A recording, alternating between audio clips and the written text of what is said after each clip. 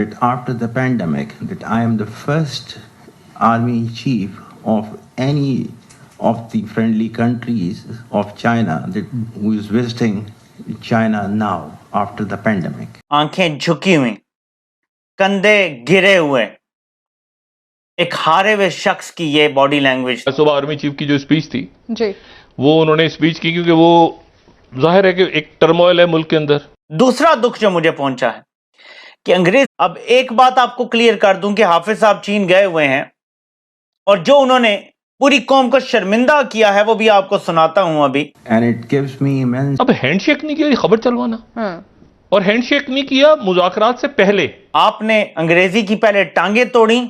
एक और चीज, पाकिस्तान में शेर, पाकिस्तान में लोगों को नंगा करो, उल्टा लटकाओ, मारो, पाकिस्तान में रेड लाइनें लगाओ।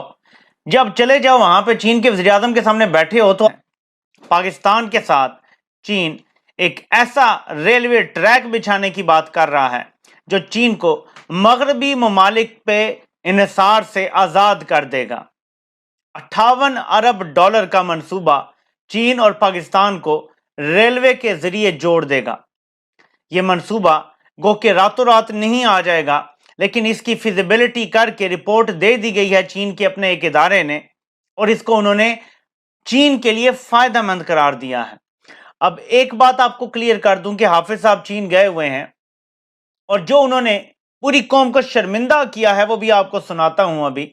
desire to visit China before any other country. But unfortunately then China was going through the COVID pandemic and that was not possible. And it gives me immense pleasure that after the pandemic that I am the first army chief of any of the friendly countries of China that who is visiting China now after the pandemic. जिस तरह सी pack में कुछ मंसूबे लग गए और वो बिजली के मंसूबे हमारे गले का तोक बन गए, लेकिन ये रोड का जो इनिशिएटिव था ना, ये चीन ने अपने फायदे के लिए किया था। चीन को हमारी बंदरगाह बहुत फायदा देती है। अगर चीन यहां से तिजारत कर सकता है तो उसको बहुत ज्यादा फायदा होता है, क्योंकि सारे अरब ममालिक, अमीर अरब ममालिक की तरफ तिजारत का रास्ता बहुत छोटा हो जाता है अगर उसको ये रास्ता हम दे देते हैं।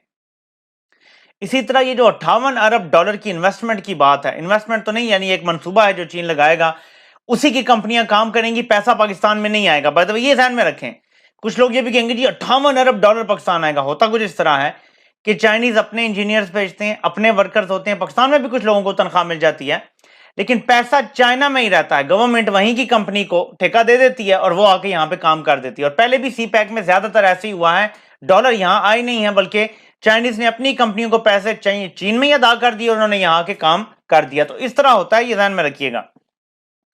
अब एक तरफ ये है और इसका क्रेडिट हो सकता है लेने की कोशिश की जाए, लेकिन आप जरा देखें एम्बैरेसमेंट। कुछ बातें करना चाहता हूं लेकिन ये जरा पहले सुने।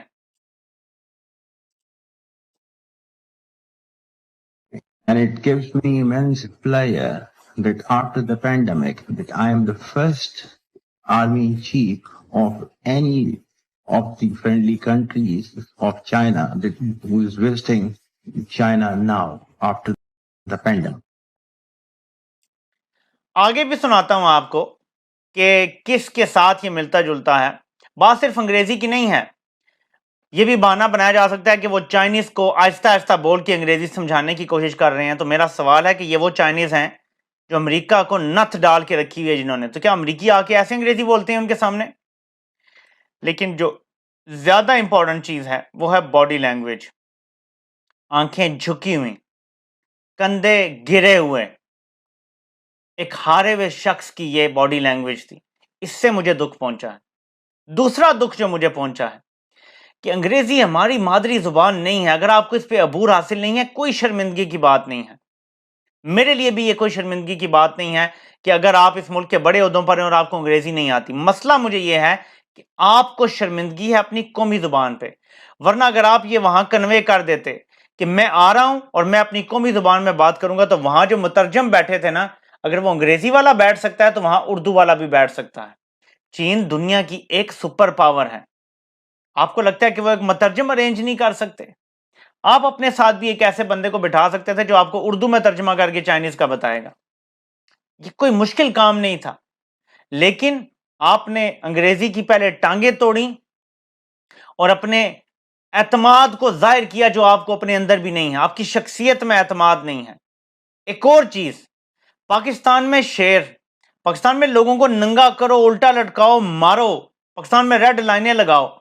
جب چلے جاؤ وہاں پہ چین کے وزیر اعظم کے سامنے بیٹھے ہو تو آپ کی کانپے ٹانگنا شروع ہو جائیں. یہ باڈی لینگویج ہونی چاہیے آپ کی.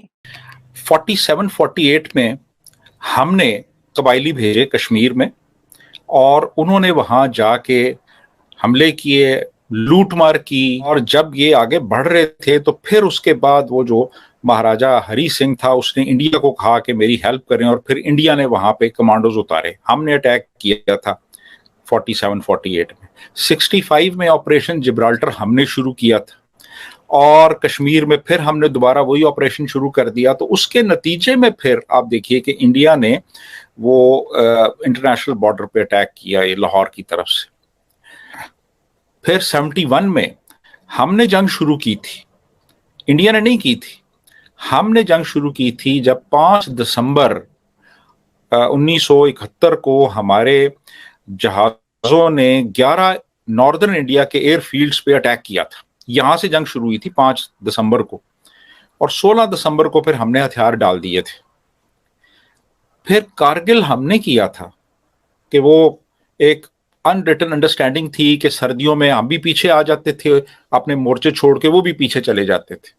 تو وہ پیچھے چلے گئے ہوئے تھے تو یہ مشرف نے اور کوئی 3-4 اور جرنیلوں نے مل کے وہ وہاں پہ قبضہ کر لیا جا کے ان کے مورچوں کے اوپر.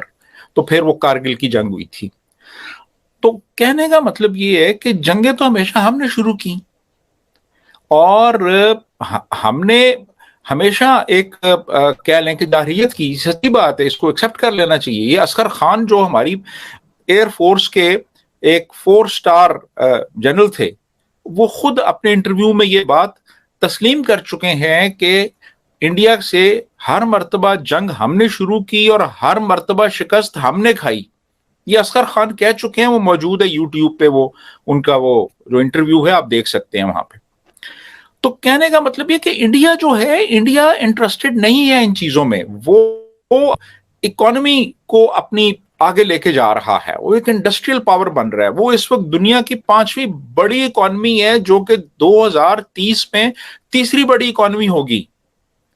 وہاں پہ ایپل انویسٹمنٹ کر رہا ہے، وہاں پہ مرسیڈیز انویسٹمنٹ کر رہی ہے، وہاں پہ یہ مائکروسافٹ